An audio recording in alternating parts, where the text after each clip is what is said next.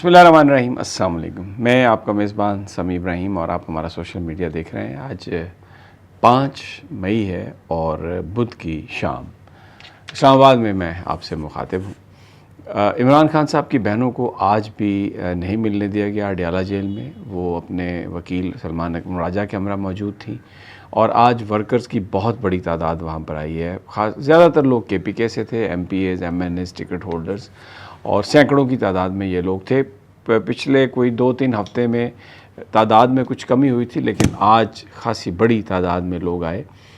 Police نے روکا، بہنوں کو بھی روکا، لوگوں کو روکا ناکے پہ، اور جیل سپرڈنٹ نے درخواست وصول کر لی۔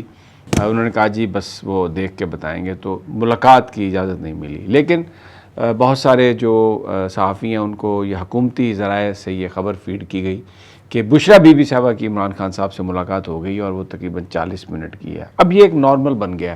عمران خان صاحب کی ملاقات جو ہے وہ ایک مذاق بن گئی ہے، بلکہ ججز جو ہیں وہ اس کو ایک غیر سنجیدہ بات قرار دیتے ہیں، کیونکہ انسداد دہشت گردی عدالت نے آج جو راولپنڈی میں جو جی ایچ کیو حملہ کیس ہے اس میں فیصل ملک صاحب نے، جو عمران خان صاحب کے وکیل ہیں، انہوں نے ملاقات کے لیے درخواست دی تھی، تو جج صاحب نے فیصل ملک صاحب پر، عمران خان کے وکلاء پر 10,000 روپے جرمانہ کیا اور کہا کہ یہ انتہائی غیر سنجیدہ آپ درخواست لے ہیں عمران خان سے ملاقات کی، کوئی یہ عدالت کا وقت آپ نے برباد کیا۔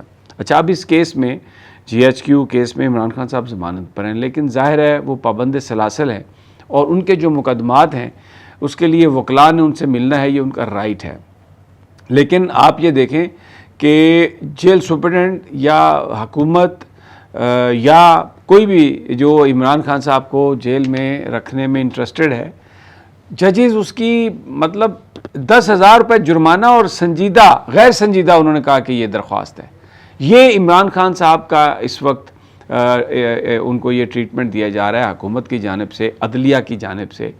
ہائی کورٹ کا آرڈر اس کے بارے میں اب یہ ہے کہ ارباب طاہر صاحب نے، کیونکہ یہاں پر درخواست دائر کی گئی کہ جی ہم تو آج بھی گئے اور بیٹھے رہے وہاں پر، ہمارے وکیل بھی ساتھ تھے، ملاقات کی اجازت نہیں ملی، تو آ کے درخواست دیا کہ یہ توہین عدالت ہے۔ تو کل ذاتی حیثیت میں سپرنٹنڈنٹ کو طلب کیا ہے جیل کے جناب جسٹس ارباب طاہر صاحب نے، اور اس کی سماعت کل ہوگی۔ لیکن کیا سماعت ہوگی؟ عدالتیں ٹرک کی بتی ہیں۔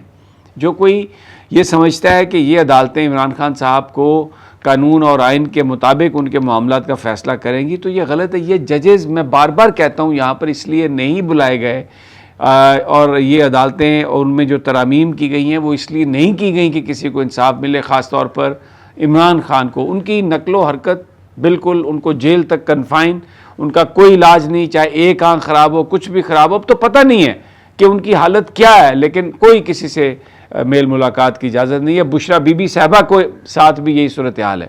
ان کی فیملی، انہوں نے بھی درخواست دی، کچھ نہیں ہوا۔ اب انہوں نے وہ بھی شاید درخواست دیں، اور اب یہ بیسیکلی عدالتی حکم تھے، احکامات تھے، لیکن میں نے آپ کو بتایا ہے ایک جج صاحب جو ہیں انسداد دہشت گردی کے، وہ عمران خان سے ملاقات کی درخواست کو غیر سنجیدہ قرار دیتے ہیں، وقت کا ضیاع قرار دیتے ہیں، اور وکیل کو 10,000 روپے جرمانے کی سزا دیتے ہیں۔ کہتے ہیں میں یہ مثال بنانا چاہتا ہوں کہ آئندہ کوئی اس قسم کی حرکت نہ کرے۔ تو اسلام آباد ہائی کورٹ کیا کرے؟ یہ پی ٹی آئی کے ان لوگوں کے لیے، ان قائدین کے لیے جو ہمیشہ آگے چورن بیچتے ہیں کہ مذاکرات ہو رہے ہیں، اندرون خانہ ہو رہے ہیں، اور پھر یہ خبریں آتی ہیں کہ جی وہ سلمان صفدر صاحب نے کہا کہ عمران خان صاحب کی ہدایت ہے کہ آپ تحریک کے لیے، احتجاج کے لیے آپ اچکزئی صاحب سے بات کریں، علامہ راجہ ناصر عباس سے بات کریں، اور پی ٹی آئی تو چھٹی ٹکی، ان کا تو اب اس میں مسئلہ ہی نہیں ہے، وہ تو انہوں نے یہ سارا ملبہ ڈال دیا خان پر۔ دوسری جانب احمد نیازی اس وقت جمرود میں ہیں، اور وہ سہیل آفریدی کے حلقے میں بیٹھے ہیں، جرگے میں احتجاج کر رہے ہیں۔ ایک طرح سے سہیل آفریدی پر وہ پریشر ڈالنے کی بات کر رہے ہیں، لیکن بہت سارے لوگ کہتے ہیں کہ یہ انٹرنل پولیٹکس ہے اس میں۔ علی امین گنڈا پور کا گروپ وہ ملا ہوا ہے اسٹیبلشمنٹ کے ساتھ، شیر افضل مروت ظاہر ہے وہ جو عمران خان کو برا بھلا کہتے ہیں، ان کی بہنوں کو برا بھلا کہتے ہیں، پی ٹی آئی کو برا بھلا کہتے ہیں، دندناتے پھرتے ہیں، چینلز پہ آ کر بات کرتے ہیں کھل کر جو بھی کرنی ہو، تو وہ ایسے ہی تو اجازت نہیں ملی، کسی نہ کسی کام کی وجہ سے یا کسی سروس کی وجہ سے اجازت ملی ہے. وہ اپنا بظاہر تو یہ پریشر ہے کہ عمران خان کے لیے کیا جائے، لیکن یار دوست جو اندرون ہیں پارٹی کے وہ یہ کہتے ہیں کہ اس کے پیچھے اور بھی بہت ساری چیزیں. اور جو سہیل افریدی صاحب کی ایک تو اس میں تو کوئی شک نہیں کہ ایک ان کی ناکامی ہے. عمران خان صاحب سے تو چلے ملاقات نہیں تھی، لیکن انہوں نے مومنٹم بلڈ کیا تھا. کراچی گئے تھے، لاہور گئے تھے، وہ سارے کا سارا انہوں نے خود ہی اس کو اسپوائل کیا. اور جس طرح کی گفتگو اور جس انداز میں وہ چلے گئے، اب بہت سارے لوگ ان پر اگر سوال اٹھاتے ہیں تو ان کے پاس اپنے آپ کو ڈیفینڈ کرنے کے لیے کوئی مؤثر جواب نہیں ہوتا. بہرحال یہ صورتحال اس وقت سیاست کی چل رہی ہے اور ابھی دیکھتے ہیں کہ کیا ہوتا ہے. لیکن ایک اور امپورٹنٹ چیز آئی ہے. دیکھیں، میاں نواز شریف، شہباز شریف اور ان خاندان کے حوالے سے جو کرپشن کی کہانی تھی تو تب تھا مقصود چپڑاسی. ان کے اکاؤنٹ میں تھے سارے پیسے، آتے جاتے تھے، وہ دبئی میں تھے اور پھر اچانک وہ اللہ کو پیارے ہو گئے. اب یہ جو کانسٹیٹیوشن 1 اپارٹمنٹ بلڈنگ ہے، اس میں ایک بڑی انٹرسٹنگ ڈیولپمنٹ ہے. تو وہ یہ ہے، خواجہ سعد رفیق صاحب، وہ مجھ سے خفا رہتے ہیں. میں ان کی بطور پولیٹیکل ورکر پچھلے 1-2 سالوں میں انہوں نے جس طریقے کا کنڈکٹ ان کا تھا، خاصا انہوں نے ہی ارن لاٹ آف رسپیکٹ، اور انہوں نے بہت ساری جگہوں پر کھل کر ایسی باتیں کہیں جو اس بات کا ثبوت ہیں کہ وہ پولیٹیکل اچھے ایک پولیٹیکل ورکر ہیں، پولیٹیکل لیڈر ہیں. ابھی کیا ہوا ہے؟ وہ کہتے ہیں میرے سوشل میڈیا مینیجر نے اربوں روپے کے فلیٹ لے لیے، مجھے بتایا ہی نہیں. او بھائی، یہ آپ کس قسم کے لوگ رکھتے ہیں؟ ایک چپڑاسی تھا جو کاروبار پہ اتنے اس نے پیسے بنائے سب کچھ، اور پھر مر گیا بیچارہ، اربوں روپے کا بتایا نہیں اس نے کہاں سے آئے تھے. اب یہ خواجہ سعد رفیق صاحب کہتے ہیں کہ جو میڈیا میں آیا کہ میرا جو سوشل میڈیا مینیجر ہے اس نے مجھے بتایا ہی نہیں، اور اربوں روپے کے فلیٹ جو ہیں اس نے اپنے نام کرا لیا. پھر مجھے پتہ چلا تو میں نے کہا کہ ان کو فارغ کرو. یہ کیسا سوشل میڈیا مینیجر ہے یار؟ کوئی ایسے ہمیں بھی دلواتے ہیں سوشل میڈیا مینیجر جو اربوں روپے کے فلیٹ ہوں، جس کے پاس کوئی ساڑھی بھی غربت ختم ہوئے، ایسی بھی غریبہ بات تو نکل جائیے، لیکن ہمیں تو نکلنے نہیں دیتے، وہیں پہ پھنسے ہوئے ہیں. تو یہ ایک بڑی عجیب و غریب چیز ہے کہ سوشل میڈیا مینیجر نے کہا کہ میرے پاس ہیں، میں نے یعنی انہوں نے فلیٹ لیے تھے اور اب انہوں نے وہ کر دیا. اچھا، ایک اور خبر ہے علی رضا عابدی صاحب کے حوالے سے. وہ MQM کے رہنما تھے، ان کو قتل کر دیا گیا تھا. اب آپ دیکھیں، عدالت نے دہشت گردی کی جو دفعات ہیں ان کے کیس سے ختم کر دیں، اور جو سزا عمر قید کی انہیں ہوئی تھی، جو وہ بھگت رہا تھا ملزم جیل میں، انہوں نے کہا کہ یہ پوری ہو گئی ہے اور اس کو رہائی کر دی ہے. ایک بہت ہی مرن شخصیت تھے علی رضا عابدی، خوبصورت نوجوان تھے، بڑے ان کے آئیڈیاز تھے، ایک ریسٹورنٹ چلا رہے تھے، ان کو مار دیا گیا تھا، قتل کر دیا گیا تھا. یہ ایک سیڈ اینڈنگ ہوئی ہے.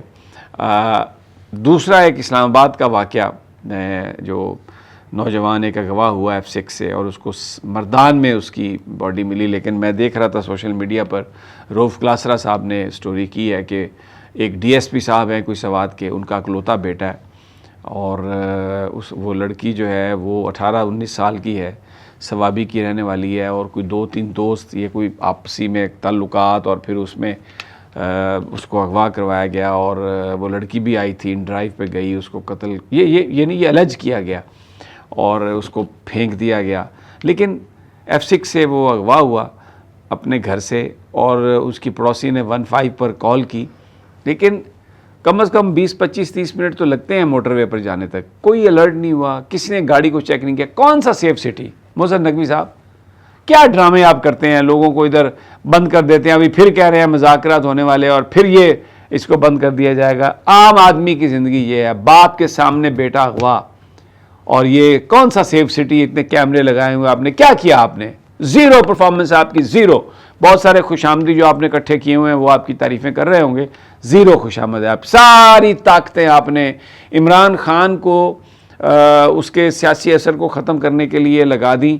آپ کو 1% رزلٹ نہیں ملا. وہ پہلے سے زیادہ طاقتور ہے. رات کو بھی آپ کو اس کے خواب آتے ہیں، ڈراتا ہے آپ کو. یقین کریں، وہ ساریاں پارٹیاں جو ہیں نا، ان کو خان ڈراتا ہے، رات کو آتا ہے. سویرے اٹھ کے نیا قانون بنا دیتے ہیں, نئی ایک ریزولوشن کر دیتے ہیں, ایک نیا آرڈر کر دیتے ہیں, رات کو پھر آ جاتا ہے, اور اس کی شکل دیکھ کے تو یہ ڈر جاتے ہیں اور سویرے یہ کام کر دیتے ہیں. یہ آپ کا سیف سٹی اور یہ آپ کا سارا معاملہ ہے. اور میں آپ کو ایک اور بات بتا دوں, یہ نہ سمجھیں کہ آپ سے سوال نہیں کیا جائے گا. یہ جو اربوں روپے آپ نے ایم ٹیگ موٹر سائیکلوں پہ لگاؤ, کاروں پہ لگاؤ, غریب لوگ, شریف لوگ لائنوں میں کھڑے رہے رمضان شریف میں, نتیجہ یہ ہے F6 سے بندہ گواہ ہوا, یہاں سے لے کے گئے ہیں, لاش پھینک دی ہے, اور میرا جی بڑا سیف سٹی ہے, میں چین سے ہو کے آیا ہوں, وہاں سے جو بھی ہو کے آتا ہے کاپی کرتا ہے اور آ کے ادھر نیا پروجیکٹ شروع کر دیتا ہے. او بھائی خدا کا خوف کریں. اچھا, اور میں ایک اور بات کرنا چاہ رہا تھا لیکن یہ ویلوگ خاصا لمبا ہو گیا, اب اجازت دیجیے, انشاءاللہ اگلی ویڈیو میں ملاقات ہوتی ہے. اللہ نے کے بعد.